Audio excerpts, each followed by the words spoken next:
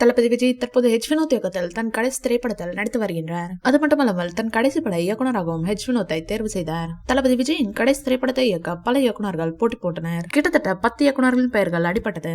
அது மட்டுமல்லாமல் தளபதி விஜயின் கடைசி படம் இது என்பதால் படத்தின் மீதான எதிர்பார்ப்பு டபுள் மடங்காக உள்ளது. இந்நிலையில் சில தினங்களுக்கு முன்பு இப்படத்தின் டைட்டில் போஸ்டர் வெளியானது. இப்படத்திற்கு ஜனநாயகன் என பெயர் வைக்கப்பட்டுள்ளது. ஜனநாயகன் படப்பிடிப்பு தற்போது லண்டனில் நடைபெற்று வருகிறது. அங்கு ஸ்டண்ட் காட்சியை நடித்து வருகிறார் தளபதி விஜய். தற்போது ஹெலிகாப்டர் ஸ்டண்ட் காட்சியை எடுத்து வருகிறாராம் வினோத் அவர்கள். இந்த ஸ்டண்ட் காட்சியில் உயிரை பணயம் வைத்து நடித்துள்ளாராம் தளபதி. அந்த வீடியோ தற்போது வைரலாகி வருகிறது.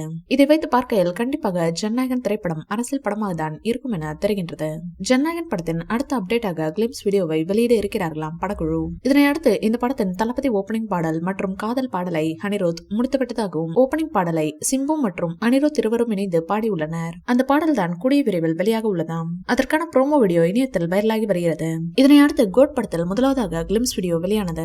அதே போல ஜனநாயகன் படத்தின் கிளிம்ஸ் வீடியோவை வெளியிட இருக்கிறார்களாம் படக்குழுவினர். இந்நிலையில் ஹெச் வினோத்தின் பழைய பேட்டி ஒன்று தற்போது வைரலாகி வருகின்றது.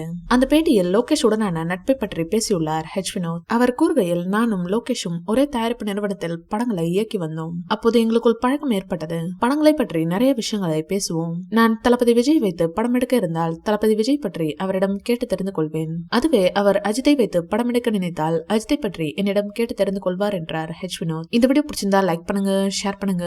மேலும் விஜய் சார் பற்றிய தகவல்களுக்கு எங்க சேனலை சப்ஸ்கிரைப் பண்ணுங்க.